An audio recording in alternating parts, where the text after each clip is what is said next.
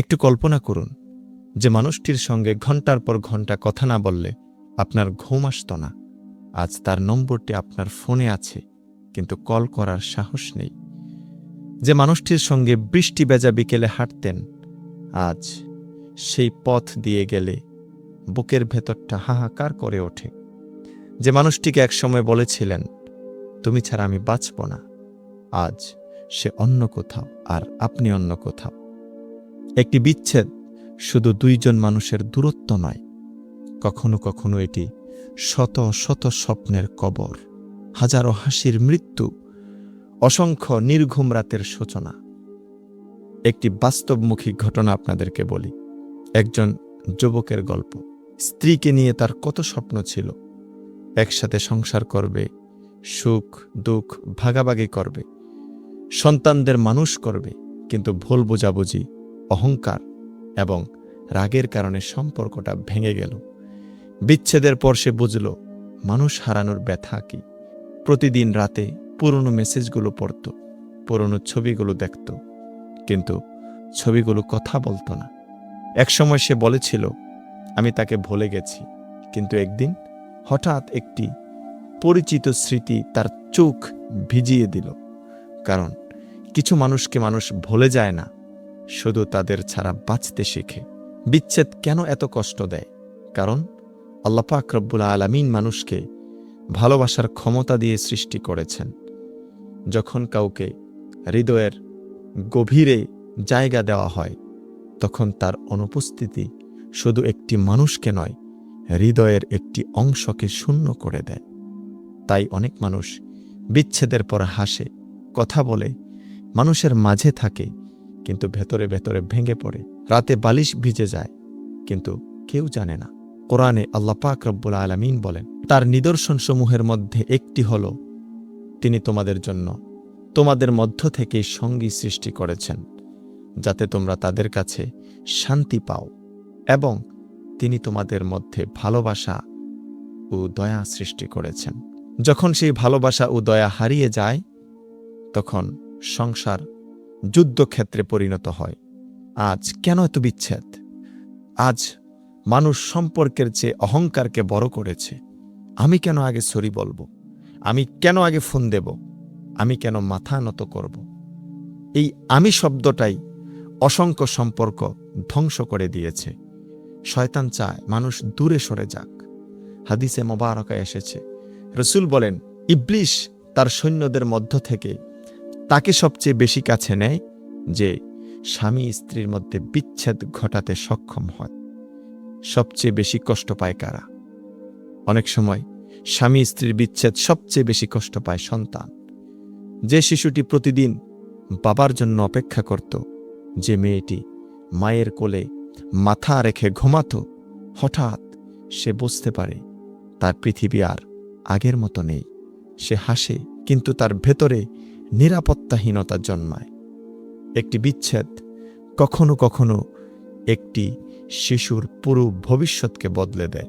আপনি কি মনে করতে পারেন, প্রথম দেখা, প্রথম কথা, প্রথম উপহার, একসাথে খাওয়া দাওয়া, অসুস্থ হলে তার উদ্বিগ্ন হওয়া, কষ্টের দিনে তার পাশে দাঁড়ানো, আজ যদি সম্পর্কটি ভেঙে গিয়ে থাকে, একবার ভেবে দেখুন তো, যার জন্য এক সময় এত দোয়া করতেন, আজ তার জন্য শুধু অভিশাপ কেন? যাকে এক সময় জান্নাতের সঙ্গী ভাবতেন, আজ তার নাম শুনলেই রাগ কেন? আমি আপনাদের কাছে এখন এই বিচ্ছেদের কিছু সমাধান নিয়ে আলোচনা করব। সম্পর্ক বাঁচানোর কিছু বাস্তবমুখী পথ আমি দেখিয়ে দেব। আজ অনেক মানুষ সম্পর্ক ভাঙার কারণ খোঁজে, কিন্তু সম্পর্ক বাঁচানোর উপায় খোঁজে না। অথচ একটি ঘর ভাঙতে কয়েক মিনিট লাগে, কিন্তু একটি ঘর গড়তে বছরের পর বছর লেগে যায়। যদি সম্পর্কের মধ্যে এখনো সামান্য ভালোবাসা, সামান্য সম্মান, সামান্য স্মৃতি বেঁচে থাকে, তাহলে ইনশাআল্লাহ অনেক কিছুই সম্ভব। আমি সর্বপ্রথম সম্পর্ক টিকানোর জন্য বলবো, অহংকার নয়, সম্পর্ককে বড় করুন। অনেক সংসার ভেঙে যায় কোনো বড় অপরাধে নয়, বরং আমি কেন আগে কথা বলবো, এই অহংকারে। অনেক স্বামী মনে করেন সে আগে ক্ষমা চাইবে, অনেক স্ত্রী মনে করেন আমি কেন আগে ফোন দেব।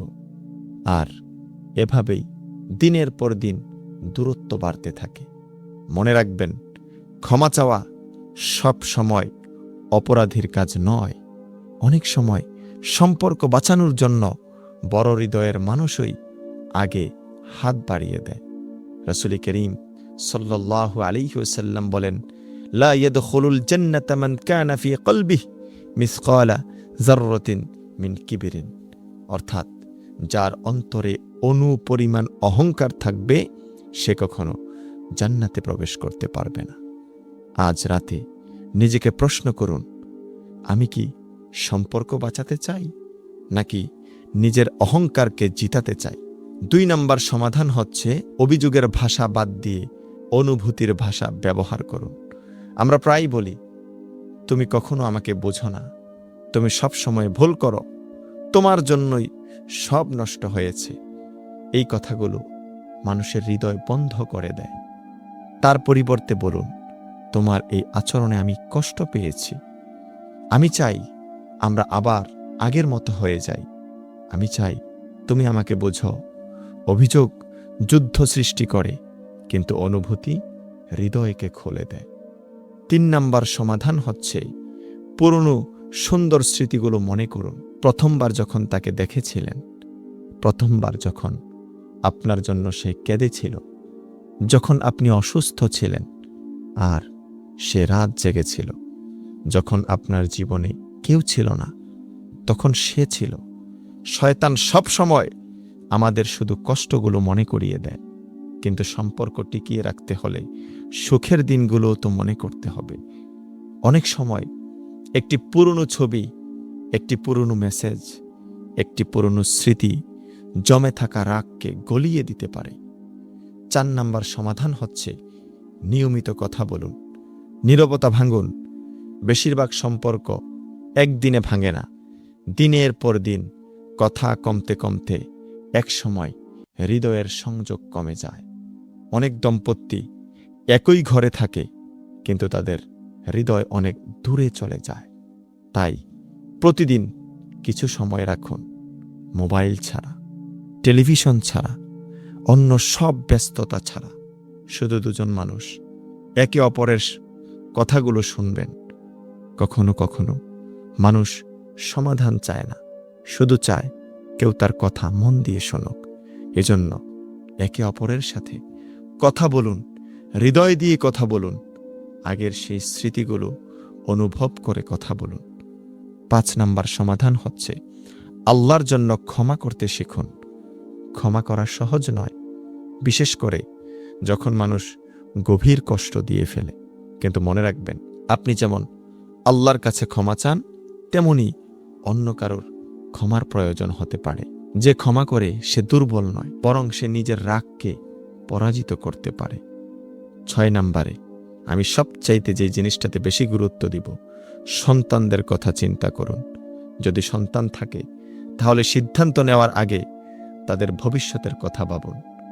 অনেক শিশু রাতে কাঁদে কিন্তু মুখে কিছু বলে না। অনেক শিশু স্কুলে হাসে কিন্তু ভেতরে ভেতরে ভেঙে পড়ে। মা বাবার ঝগড়া একটি শিশুর নিরাপত্তাবোধ ধ্বংস করে দিতে পারে। তাই নিজের কষ্টের পাশাপাশি সন্তানের হৃদয়ের কথাগুলো ভাবুন। 7 নম্বর হচ্ছে সমস্যার সময় তৃতীয় একজন বিজ্ঞ এবং দিনদার মানুষের সাহায্য নিন। অনেক সময় 2 জন মানুষ নিজেরা সমাধান খুঁজে পায় না, সেক্ষেত্রে কোনো বিজ্ঞ, ন্যায়পরায়ণ, দিনদার ব্যক্তি বা পরিবারের সম্মানিত সদস্যের সাহায্য নেওয়া উচিত। আল্লাহ তাআলা বলেন, ফাবআসু হাকামাম মিন আহলিহি ওয়া হাকামাম মিন আহলিহা ইয়ুরিদা ইসলাহান ইউওয়াফফিকিল্লাহু বাইনাহুমা। একজন মীমাংসাকারী পুরুষের পরিবার থেকে এবং একজন নারীর পরিবার থেকে নিযুক্ত করো। তারা যদি সংশোধন চায়, আল্লাহ তাদের মধ্যে মিলন ঘটিয়ে দেবেন। 8 নম্বর সমাধান হচ্ছে সিজদায় সম্পর্কের জন্য কান্না করুন। আজ মানুষ সম্পর্ক বাঁচাতে আইনজীবীর কাছে যায়, কিন্তু আল্লাহর কাছে কেউ যায় না।